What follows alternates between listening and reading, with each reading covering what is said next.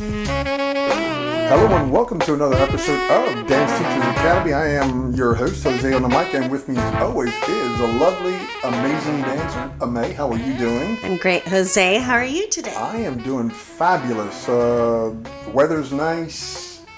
Got some work done today, but that's not the important thing. Today we have awesome knowledge that we want to sit there, actually awesome experience that we want to share with you. Jesse Verdin. Right. How are you doing, sir? I'm doing great. Man, you're looking fabulous. You know what? You're real good. You know what? You're laid back. I'm digging that. That's nice. That's a good look. And we have to start with, Jesse, you say most people mispronounce your name. So other people would say, hey, why are you pronouncing it that way?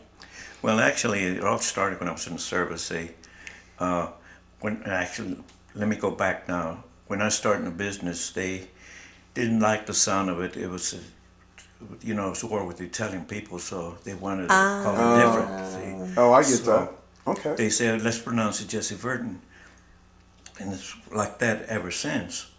And, of course, way back in those days, we had stage names. Nobody used the real name. That's true. Right, there is that. Right, so it was like that for a long time. And you get used to saying it that way, but a lot of people that know me from the time I was in high school don't know that. All right, so we just educated everyone the correct pronunciation. We have some education right from the get-go. That's awesome. Yeah, number one, I want to just say thank you for your service because you were, you have to tell me a little bit about it, or I would say our audience, but Korean War veteran, yes? Correct, that's correct. Mm-hmm. I was there from 51 through 52 for a year, and then every time you had a year, they would rotate you back. So all non-commissioned officers had to spend a year, an officer 9 months. So I was very lucky to return back with not a scratch. Actually, I like to tell a little story. Many years ago when I was in an event, and I actually must have been about 5 feet off the ground and from a helicopter, and I slipped and fell and I get a scratch. And then when I landed in San Francisco, I stepped off the sidewalk and I sprained my ankle. And I said, man, I had to come back to the States to get injured. I thank you for your service. That's actually funny, yes. Yeah. I like that. A little humor in the midst of everything. Yes, right. That's awesome. We talk about a lot on our podcast about overcoming challenges in the career, but I'm thinking after the Korean War, everything was a breeze after that, right? Well, correct. Actually, it took me a little while to get used to civilian life again. Yeah, nobody's shooting at you. Right, and people will ask me questions, and at that time I didn't want to talk about it. Didn't feel like talking about it. I just wanted to forget some of the things that I went through. Now, people ask me things that I'm not afraid to speak on it, but not ban, so. Yeah, I get it. Yeah, that's. You kind of get shell shock in some of the things that you experience more than anything else. And I used to, during the Korean War, when they were going to attack, they used to blow a horn, just like they did many years in the cavalry. Used to blow a bugle, and you knew they were coming at you. So when I got home, and of course, I couldn't sleep in the bed. It was too soft. So I put the blanket on the floor and went to sleep right off the bat because it was hard. So I told my mother, you walk in and said, please don't touch me. Just call me. So my dad had the tendency to put in the radio in every room and turn the music. He loved music. And all of a sudden he was playing the Boogie Bugle Boy, something like that, and blew the horn, and I came out of I jumped up and down. So I said, we just shut the music off. I don't want to listen to it. So grab your rifle and load it. Yeah, I didn't have one, but you would have. I would have. I probably would have had it. So you never know about those things like that. Wow. Yeah. I love the story that you told. I want to go back. I've known you for many years. We've performed together some wonderful routines. Very much and so. Worked together in the same studios. And I always wondered, there was this tango that you played all the time, and I always thought, why does Jesse play that tango? And then I found out, I had asked you, it was actually another type of an interview for when you were celebrating 50 years of teaching. Mm-hmm. How many years of teaching are you at now? Right now, it'll be 65 years. Full time, right? Yeah. Technically, 65. 65. It'll be March the 4th of this next year. So I'd say this is my anniversary. So Wow. I'm supposed to perform at the showcase of the USA this coming November. I think they run out of like precious metals at some point. It's like, Who okay, knows? So you got the gold, and you get the platinum, and at 65, you're like, hey, you know what? Now you get moon dust or something. I don't know. Something we can't find. Well, people normally ask me, what are the changes since the time you started? I said, invariably, tremendous amount of changes over the period of time. We're actually gonna talk about that actually. The changes, yeah. I got to talk about that tango though. Oh, I'm you so have to- sorry to you have interrupt to you come back there. because Ouch. this is a great story. So we worked together in a studio. We performed, and you often would play this one tango, and I was interviewing you. I want to bring that up again because it's a great story. Because I said, why is he always playing that particular tango? And you know what I'm getting at. So you tell the story. Well, actually, the way it got started, just before I went overseas, I had a whole bunch of shots in my arms, and I couldn't even move them. I felt like a zombie when I moved. So in San Diego, California, they had a place called the Pacific Square where people used to go out there and have a great time. Beautiful dance floor. And that night, they used to bring big-time singers, and then Billy Eckstein was the singer. So they had a contest called the Bebop.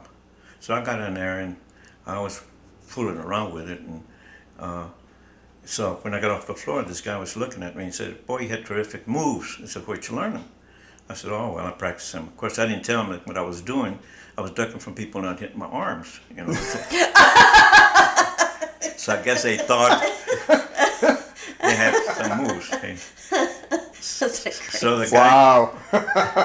the guy said to me, you must be a dance instructor. I said, no. I said, I didn't even know what that was. I said, well, you ought to be one. You know, you make a lot of money. So anyway, I ignored it. So when I'm coming back on the boat, they had to from put the us in a war, boat. right? Yeah. To get to the ship. And as I walked in the boat, there was this tango being played called The Kiss of Fire. And of all people, Billy Eckstein was singing it. And I got fascinated with that tune. So I got in the habit of saying, I got to learn how to do that dance. And I worked on it real hard to try to learn to do that dance. And that's how I got started. But it's the dance that normally, I guess I get associated with because that was called The Kiss of Fire at the time. Yes. Wow. Yeah, and so it was in your mind because you were going back home from the war, right? Right. Mm-hmm. So, but how interesting to tie that in together from before you left in San Diego, and what was it, Pacific Square?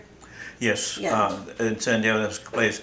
And actually, when I got back, I said, okay, I better learn how to dance because I need to go out there and, you know, dance with the ladies. I didn't know how to do that. So anyway, there was a little studio in Oceanside, and I went to dance. And for this, as long as I know and I can remember, there was a guy fooling around there. To this day, I don't know if he was a teacher or a student or what, but he said, you know anything about this bebop? And I said, no, well, yeah. I said, I'll give you the fundamentals, which I did. So there's nothing to it.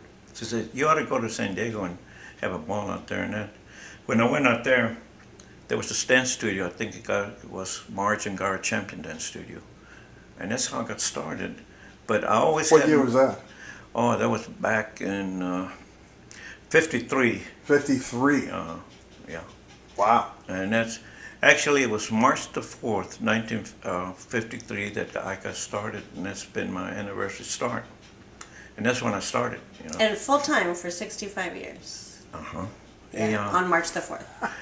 Well, you know we're going to have a party now. Yeah, well, we're going to have to, yeah. Well, you know, what happens is there've been written some articles here lately about what I accomplished and things like that, and there was an article written here a while back on the dance manual or dance magazine in reference to the showcase number that I did this last year in the USA Showcase.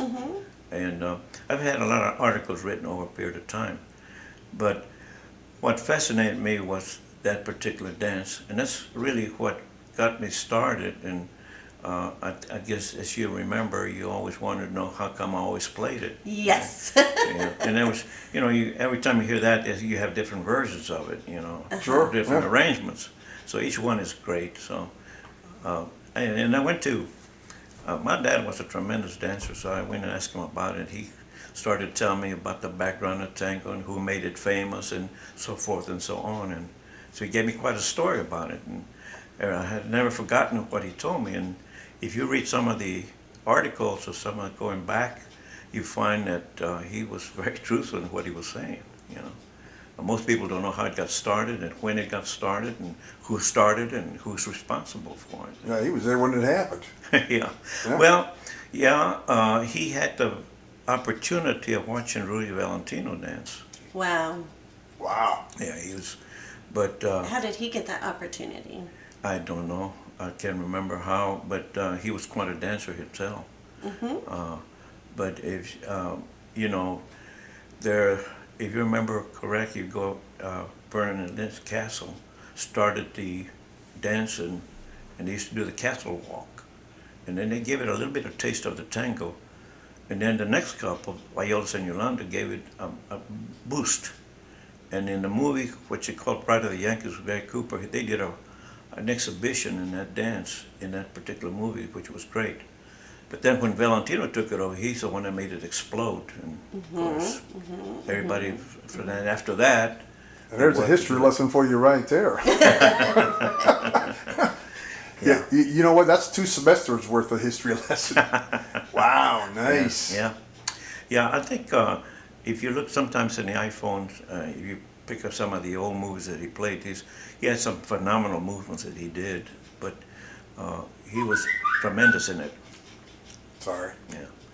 So the tango actually was introduced to this country in 1914. That's when it got started. 1914? Wow. Yeah. And it just kept on going. So I guess most people don't know the story of how Foxtrot got started either. But Harry Fox is the first person to introduce a slow count. And he used to dance in the vaudeville. And when he started to do the slow count, they used to say, there goes Harry strutting down the ballroom. So they named it after him, Foxtrot, because you say he. Nice.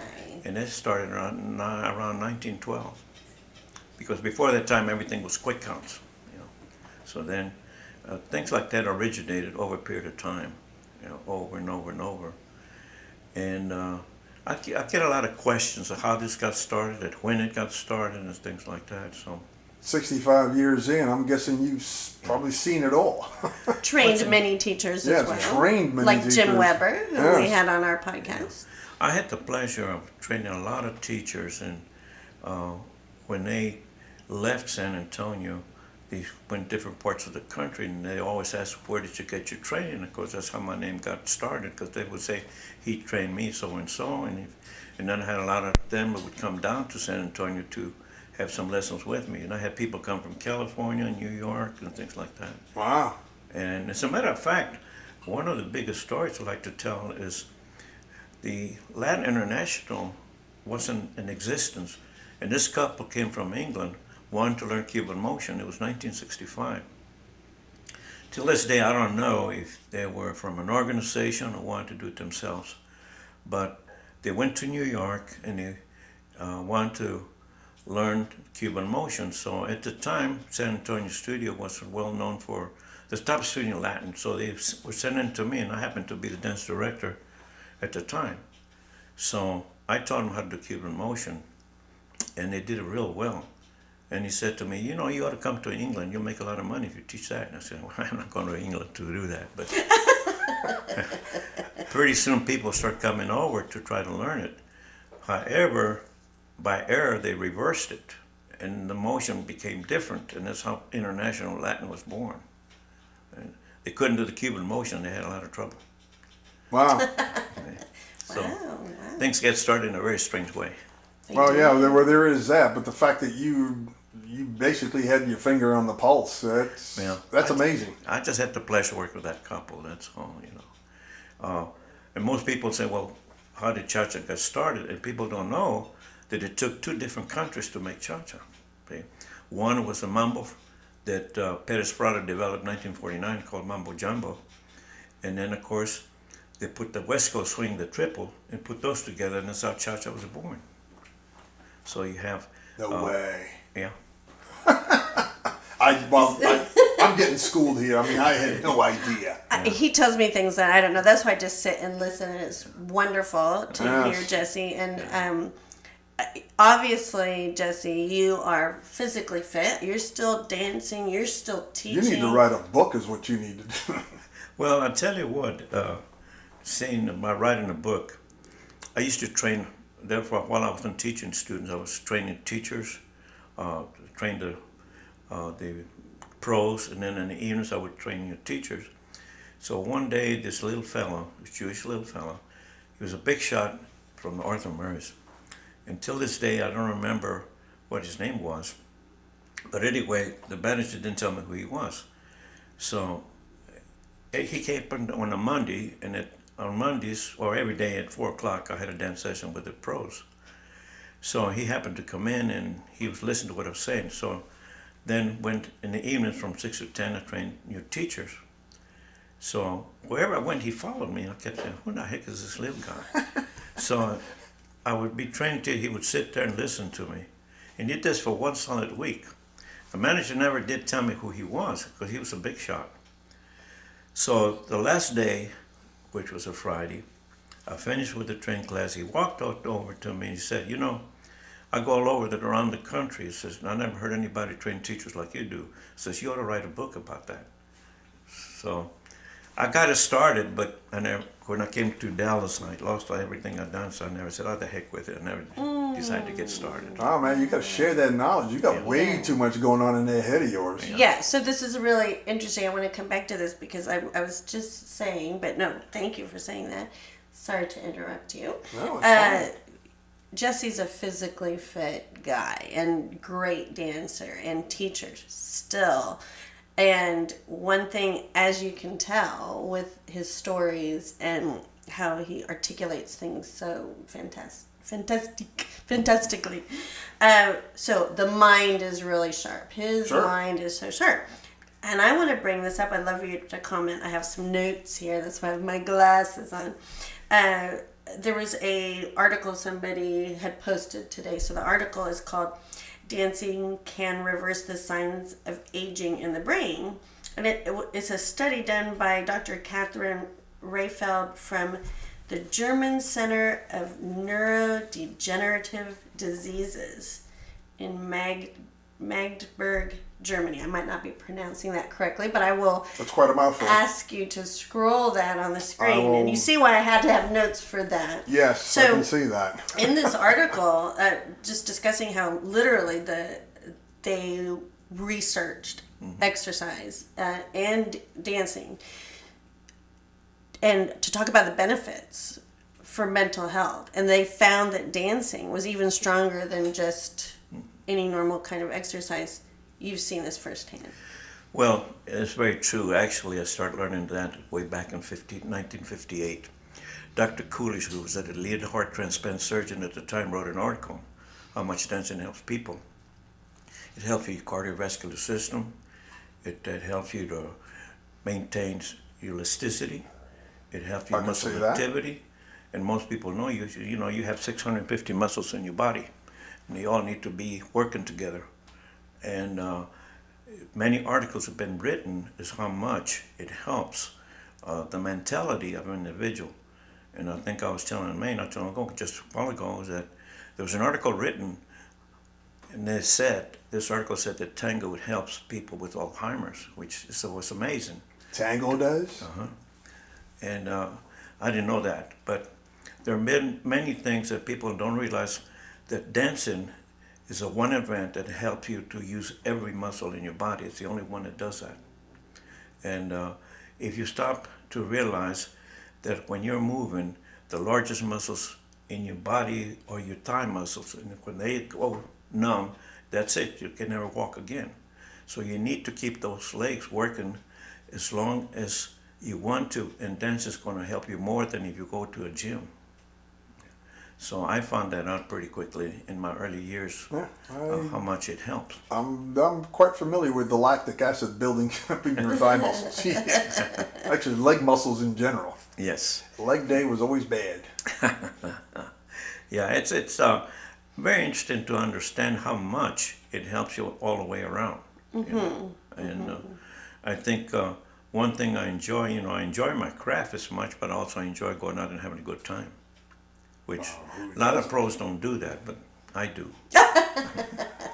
He's a professional all the way He's a around. professional all the way around. Yes, absolutely. Yeah. So you, I don't even know where to start since you've just been at this craft for so long. I mean, you've literally seen dance develop right in front of you. As a matter of fact, people ask me this.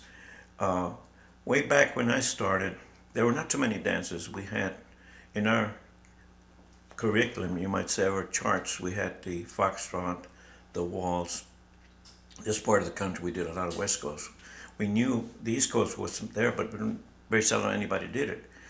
But then there were 5 steps in rumba.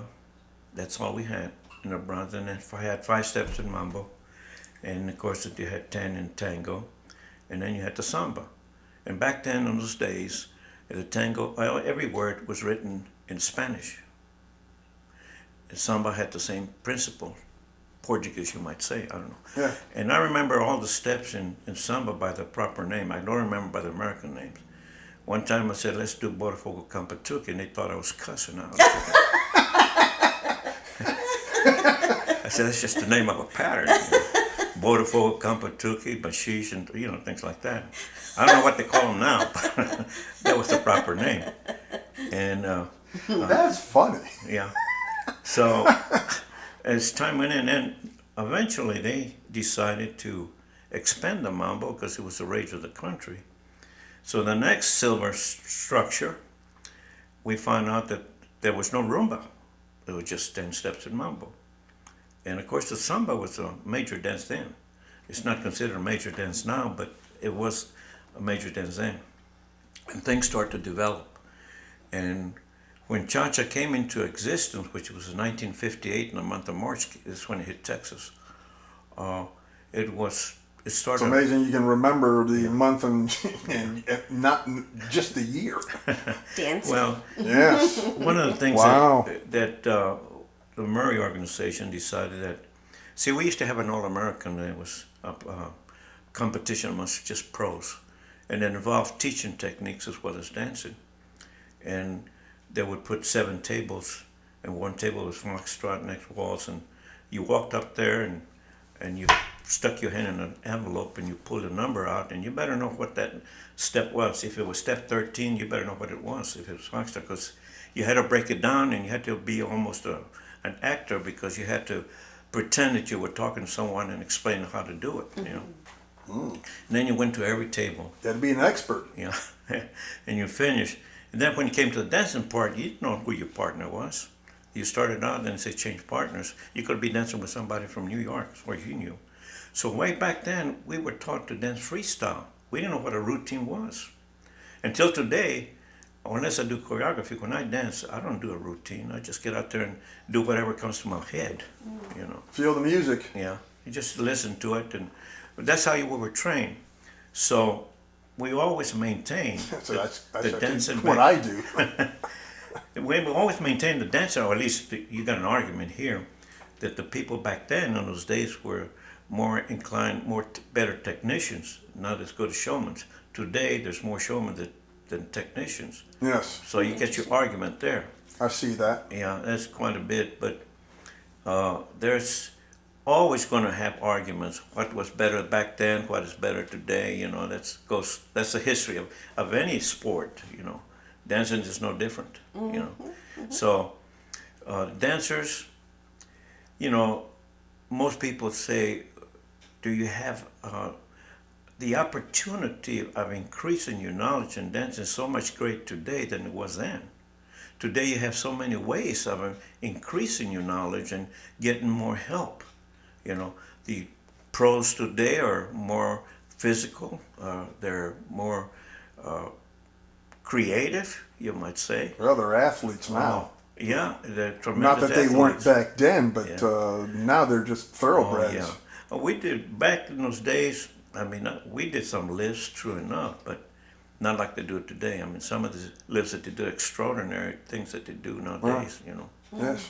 So, showmanship really sometimes hides the technical aspect of dancing. And when the Dancing with the Stars started, people got the wrong impression of what good dancing was, because what they were doing was not good dancing. It was a lot of show.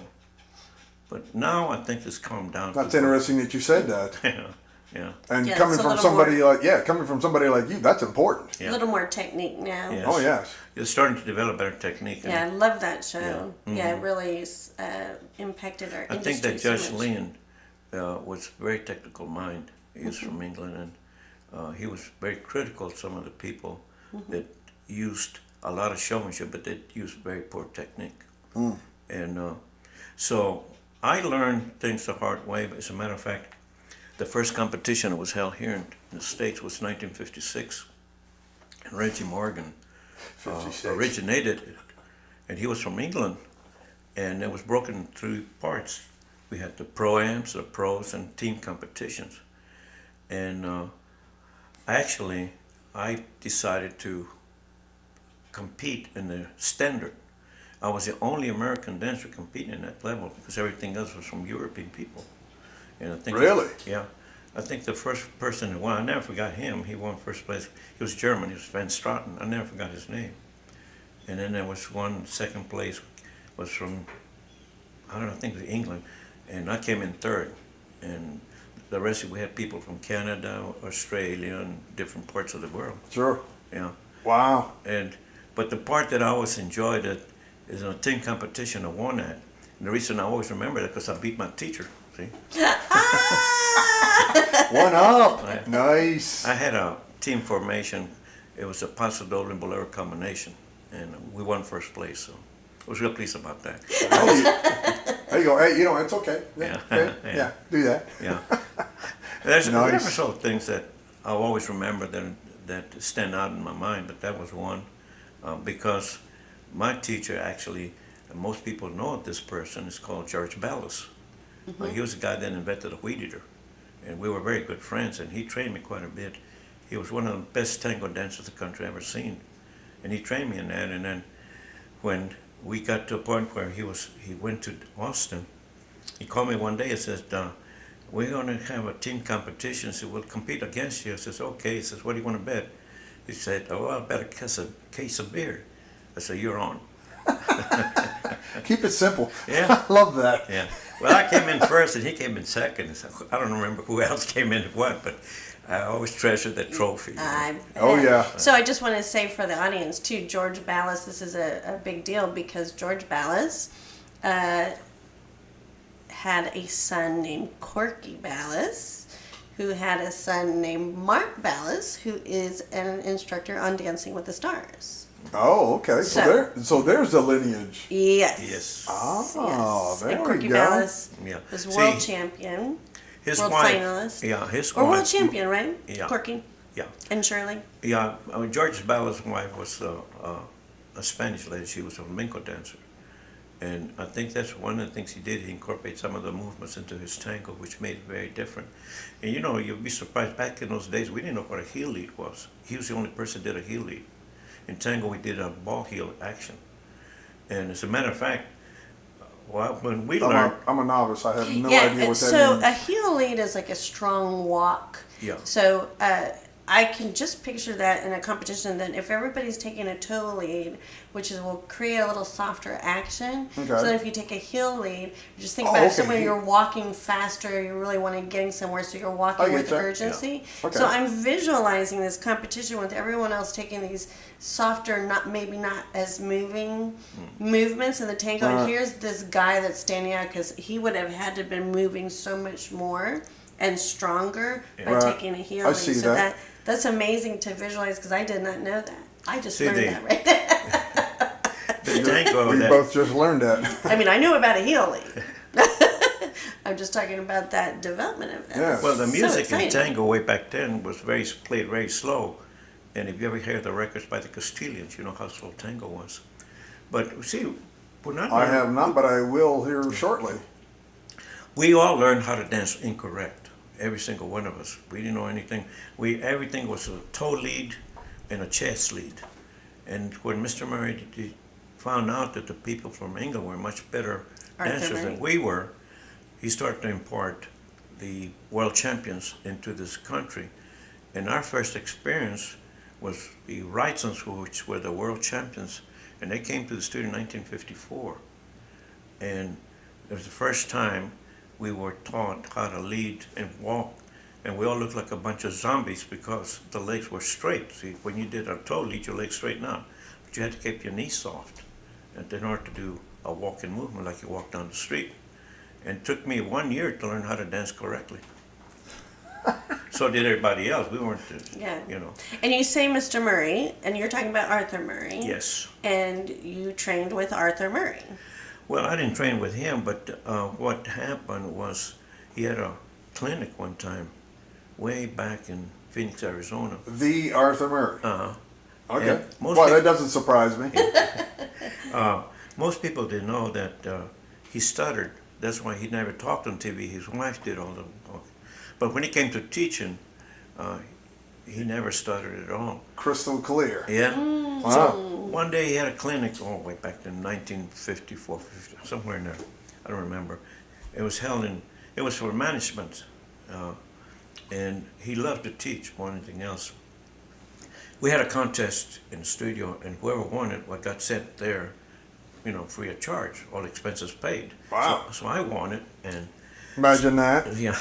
So I went there, and of course, I didn't know anything about management, but when he got to teaching, he started to teach, and I never remember this guy asking him, how do you teach a person how to lead? And his answer was, you lead yourself and hope the lady comes with you. That keeps it simple. Jim had said that on his podcast. But Quoted technically, you.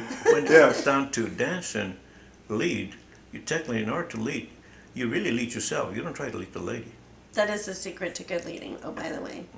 Just go and she'll come along. Well, you know just- that the man knows his part and does his part precisely, All right. then the lady will follow. You just decide where you want to go, and you hold the lady Clarity and firm, movement. not strong, and you lead her with your frame, not your arms or hands. And leading actually, Okay, that makes sense. yeah.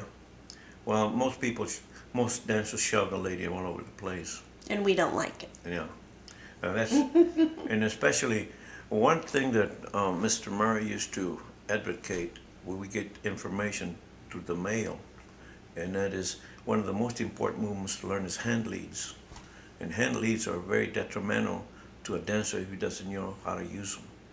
And you'd be surprised that when I teach a class and go over the hand leads, people look at me, God, I never heard of that, because they grab the lady the wrong way. Your hand never goes underneath the lady's hand, it goes on top. Anyway, there are things that More Full of knowledge, knowledge. more knowledge imparted to you would-be dancers. Yeah. yeah, That's awesome. yeah. And then actually, as my teacher used to say, when you swing a leg, you either swing it straight forward or back, and that's it. You don't go to the sides unless you decide to go to the side. But as he used to say, how many ways can you swing a leg forward? It's only one way. Yeah. Yeah. Forward. Yeah. So if you break down the leg swing, it has 3 parts that you have to learn to use correctly: hip, knee, and ankle. So it 3 depends. joints. Most people don't know when you move, what part of your body do you move first? Okay? And if you're going to walk, the first thing that moves is your knee before anything else happens. So most people don't know that. And if you're going to progress, that's another thing that people don't understand. When you say progressive step, it's talking about how you move your feet, not the body.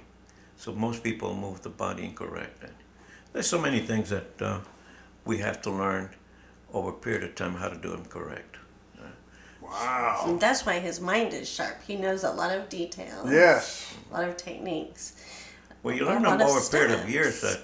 See, I had tremendous training from some of the best instructors they were pretty well known all over the country. I was very fortunate to be in San Antonio the time they were there. There were 7 of them. And Tommy Ellison, one of the greatest swing dancers that the country's ever seen, and he trained me in swing.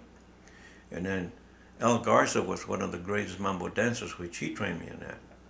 And of course, George Bellis was in tango, and I learned from him. And then we had a guy, he was Latin. You're not dropping names on here. You know these people. Yeah, well, yeah, I've never forgotten them. And the person that trained me in international was Ira Barker.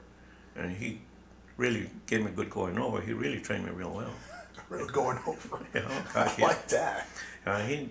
He didn't let me get away with anything. So, and that's what you want, though. Yeah, if I was going to step forward, he put a belt around my waistline, and if I stepped on wrong, he would jerk me back, and he would keep jerking me back until I did it right. You know, so I learned some of the things the hard way because he made me make sure I did it one way or the other. So there are many tricks to getting to people to do certain things, and you learn them all. You know, so I learned to train a person's body frame by using a hula hoop. You know. Personal space. Yeah. Yes, I can see that. Ah, okay. I used to put a hula hoop around the lady's elbows and show her how she should stand. She couldn't help but put her arms around it. And so, in other words, most ladies want to stand square to the man. You don't do that. Anyway, there's so many tricks that he taught me how to use them to train people how to do certain things. You never forget them. You just keep using them over and over and over. You know? Yeah, absolutely. Refine them is what you do. Yeah. Wow. Yeah. So, anyway, this fellow that he wasn't Spanish, but he taught me how to do Cuban motion. He was an alcoholic, but he could really do Cuban motion. Not sure why you had to bring that up. That's why I didn't mention his name. So. Yeah, okay. There we go. Yeah. Wow. And then, of course, Harry Tamez was a great dance director, and he taught me how to put everything together. But my manager was one of the greatest instructors that I ever had the pleasure of working with. He taught me an awful lot about teaching. And he said to me one day, he said, remember, I want you to become an instructor, not a teacher. And I said, well, what's the difference? And he says, you'll find out. He didn't tell me. Oh, my. Yeah. So I found out that an instructor teaches you how to dance and how to do things the correct way. So a teacher just teaches you patterns, and that's it. Uh-oh, we have to change the name of the academy. I'm glad I didn't. Dance Instructors Academy. Yeah. Write that down. Yeah. Yeah, so you've had such good training. It's so enjoyable to have a great coach or someone train you. And tell me about the joys of training new teachers. Well, the satisfaction that I get by training new teachers is to teach them something they didn't think they could do. And most people, they say, well, I don't have any rhythm, I can't dance, I can't do this. And I said, everybody has rhythm. I said, you walk with rhythm. The only thing you have to learn to do is to put that rhythm to a certain amount of spacing with a certain amount of music. And you learn how to move in the direction you want to go. So that makes sense. Yeah. If I want to work with the person for the first time, the first thing I want to see is how you walk. The way you walk is going to tell me what kind of problem I want to run into. Yeah. What kind of damaged goods am I working with? Yeah. So that way I know how to approach it. Yeah. And I figure out what to fix. Oh, yeah. Well, most ladies have a tendency to favor the right hip. And you'll see them drop the right hip and the left hip. And when they stand... You see that? Oh, yeah. I see that immediately. Wow. If I can tell... I'll walk behind you from now on. In a lady's case, if they favor the right side, you find that the dress slanders to the right. And if they put their dress in the wall, you'll find that the dress conforms to the body frames. It leans to the right. Really? So what happens... More knowledge dropped on you. What happens, in order to straighten them out, you have to straighten out their balance point because they favor so much one side that one side is weaker compared to the other. So in order to balance, you have to You got to strengthen you got to strengthen the other side. Yeah, Wow. And that's, in other words, all of a sudden you're going to channel some of the muscles to a different direction, and it's not going to be easy. Until they learn to do that, it's going to be hard for them to learn correctly. So the mannerism of how you walk is very important. And, you know, strange, if you see people walk, you see more people walking incorrect than anything else, you know. So you see people. Jesse, this is PhD stuff, man. I'm like, seriously. Yeah.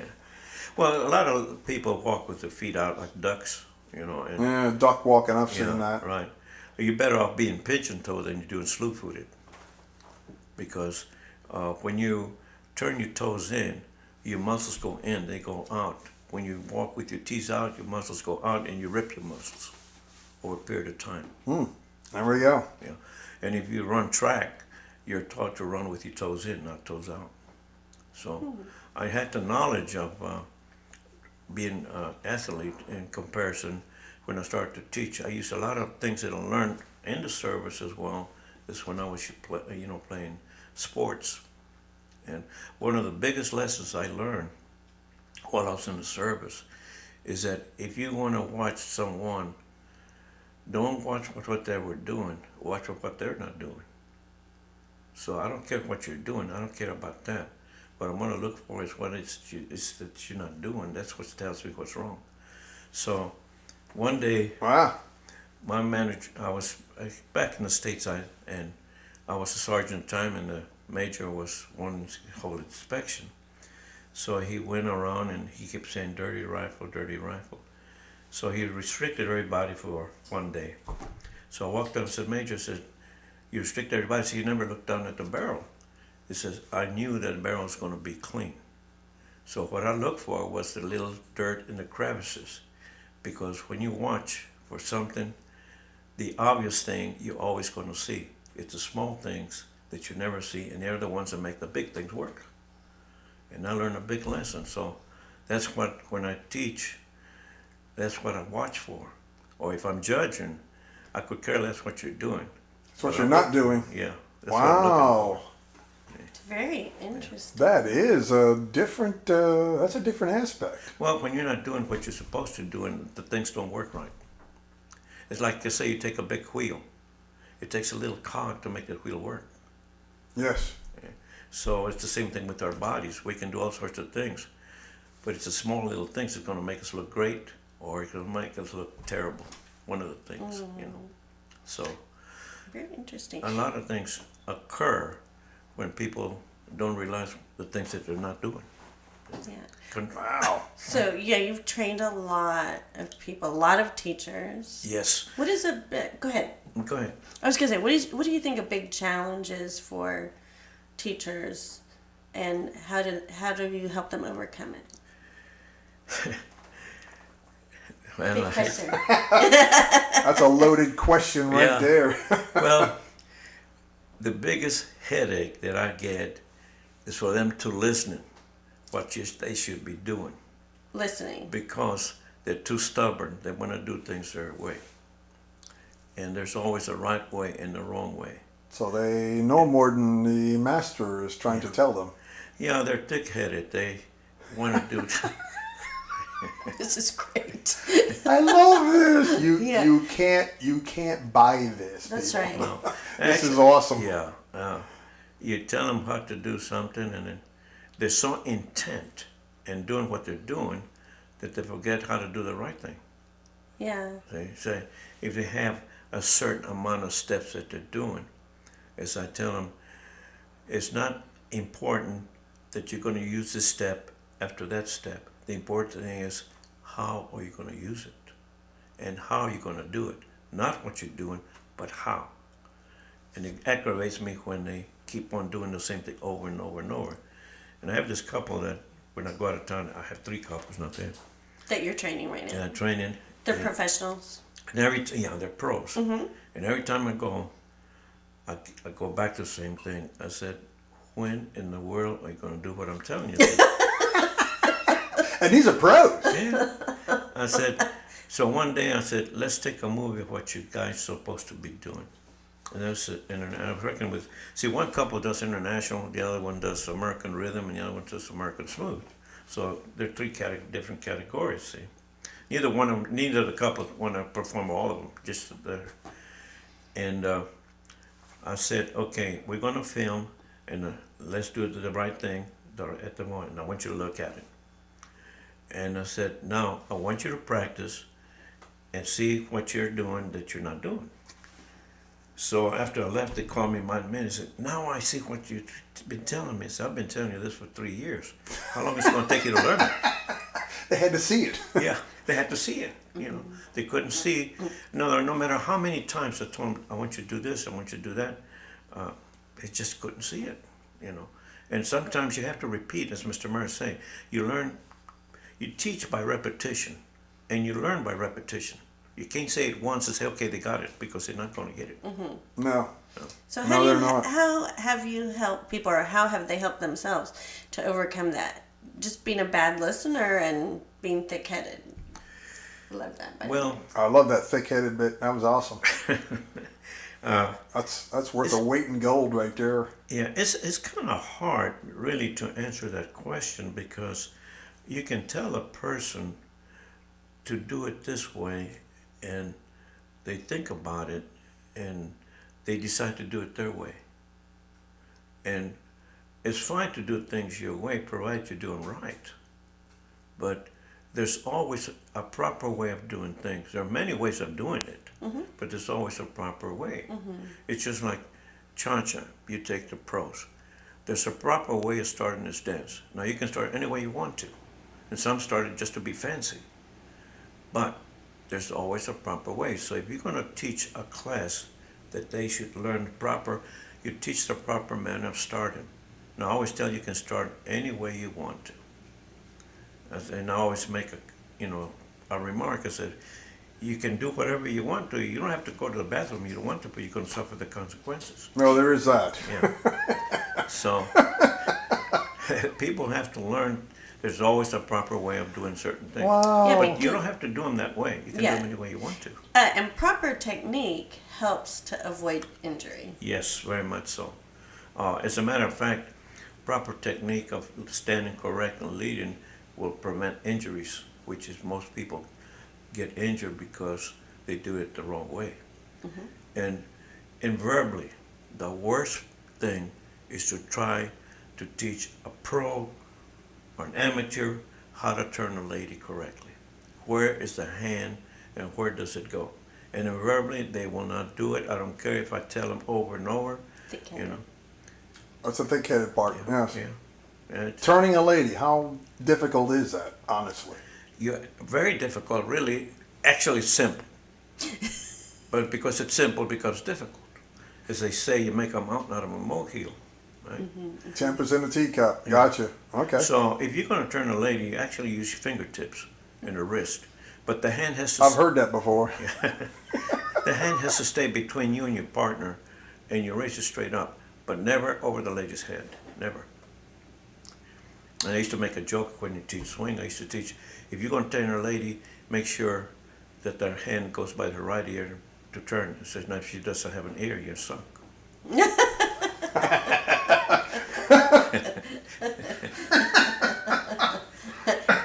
He got you on that one. Okay. See, most of the times when people turn a lady, you whip them around, see, which you don't want to do. And it's the right side of the body leads, and the left hand is just a guide. But you find the most main lead with the left hand more than anything else. Even in swing or even in cha-cha, everything is led by the right side of the body, not the left hand. It may appear that the left hand is doing it, but it's not. It's a guide. And if you're changing hands from one hand to another, the proper technique is for the top fingers of the man to go on top of the lady and the thumb underneath. But most time men put the hand underneath. It's all. It looks like the lady's leading rather than him. Is that where Mr. Murray's at?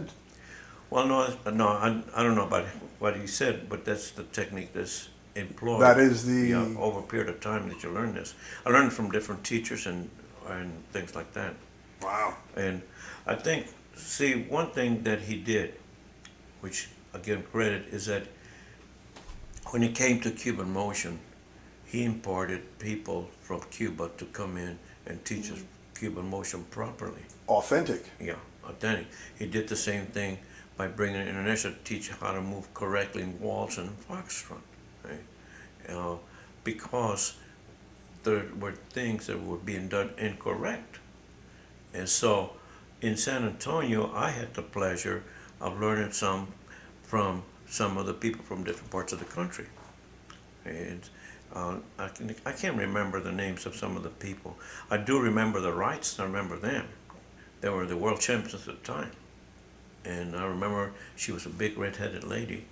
And they were the teachers of Roy Maber, in case you Oh, Roy, yeah. And so I remember them because they spent one weekend with us trying to teach us how to move correctly. But I don't remember the fellow that came from Cuba to teach us Cuban motion, which he did. And then we had another fellow when the cha-cha came into existence, came again how to move correctly and how to pass your feet correctly. What was the most vital part of cha-cha when you're doing a basic movement and things like that. And so I got it from the horse's mouth. Yes. You know, so I was very fortunate in that particular case. Well, you showed up on the scene just in time. It seems like you were everybody. Don't you love it when he says, when cha-cha came into existence? Yes, I'm like, I mean, Exciting. yeah, you had your finger on the pulse. Yeah. You were there when it showed up. Yeah, you actually, like sometimes people want to You're a historian.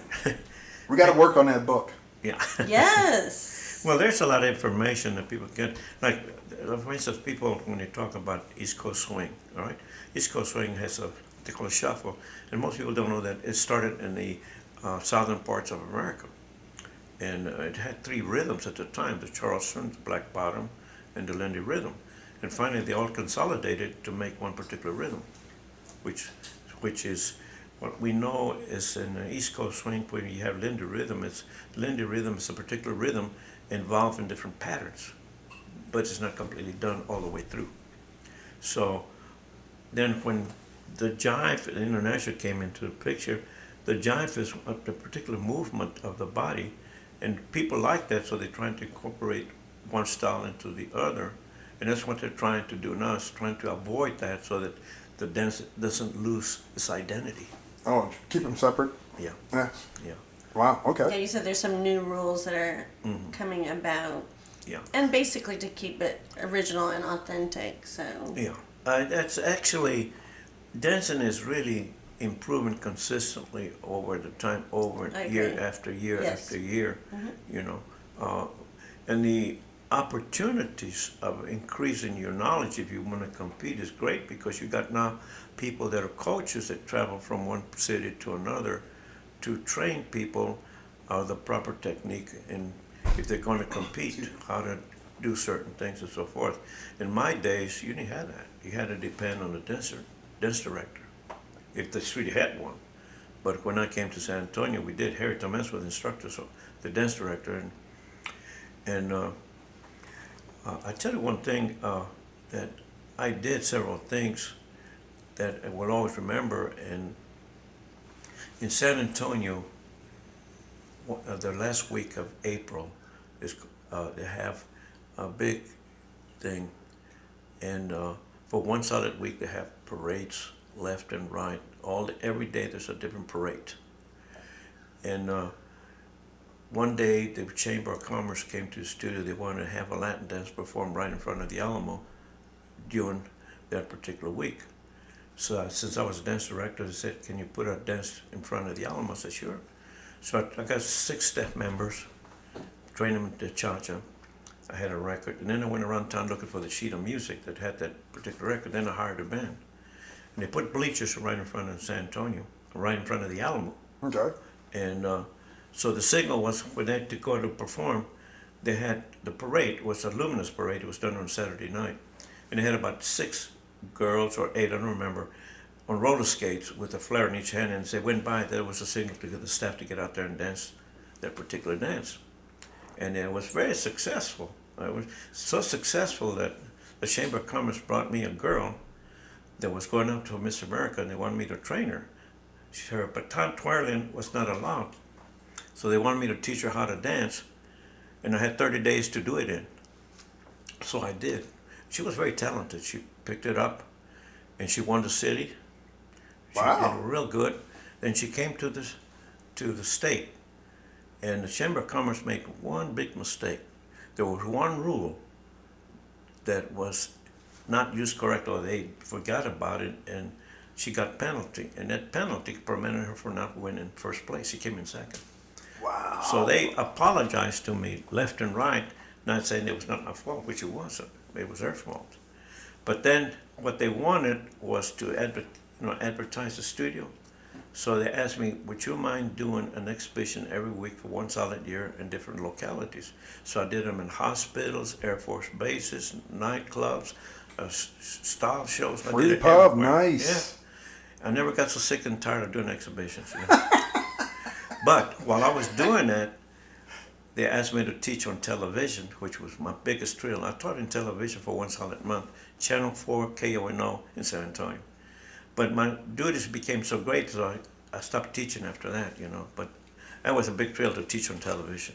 Yeah, I really enjoyed that. Look at you, man. Yeah. And that, Wow. We really got to work on that book. I'm telling you. Absolutely. yeah. Yes, we got to get started on that tomorrow. Yeah. Well, I tell you what, there were several things I remember. That was one of them. But one of my biggest thrills also in the Fred Astaire, when I went to Fred Astaire's, in 1974, we had a competition in cross country. That's what it's called. It was held once a year in Florida. And it was team competition. And I won the team competition. I had 12 couples. I did a tango, a foxtrot routine.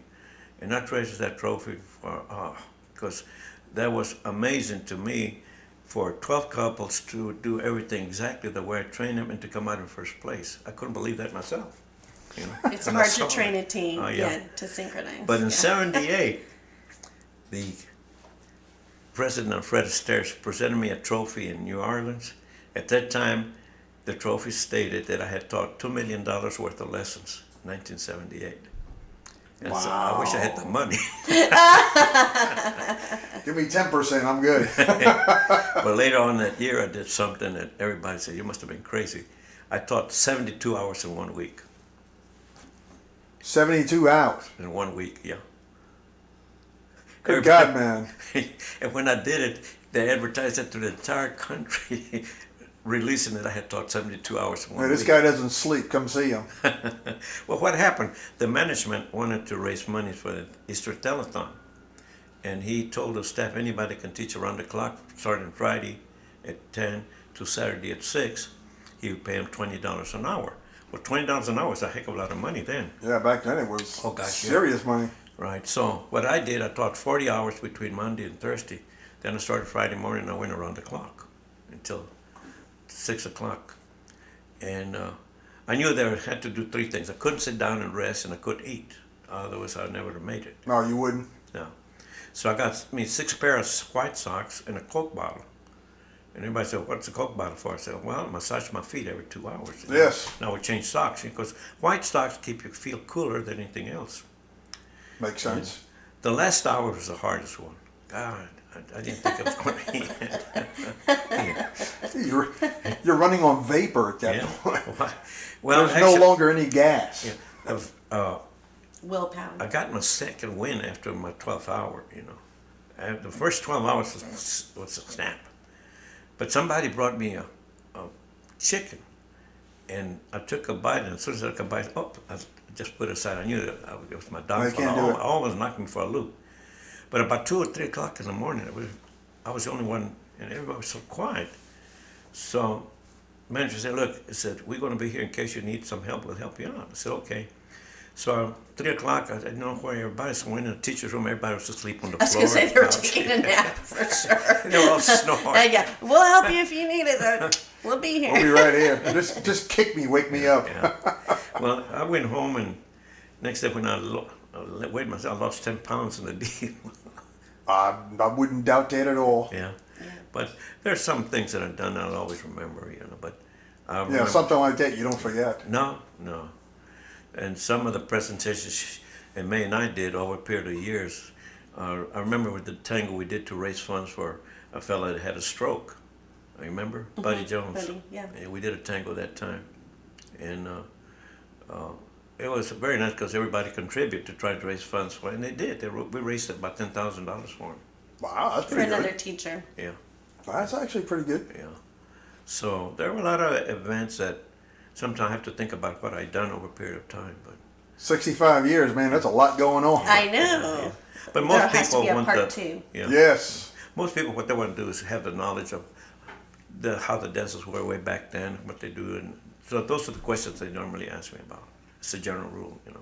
Mm-hmm. So No, honestly, I enjoy the history. I mean, this is ridiculous.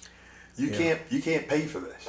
well, and like in tango, you know, the names of them, you know, were written in Spanish. You know, we used to like the puerta, which is a fan, and la rueda, which is the wheel. The wheel, yes. Yeah, and everything was written in Spanish, and so Mr. Murray felt that that's the way all the dances use the language of where that part of the dance came. Makes sense. And see, most people Makes a lot don't of know. sense. They say, which is the oldest dance?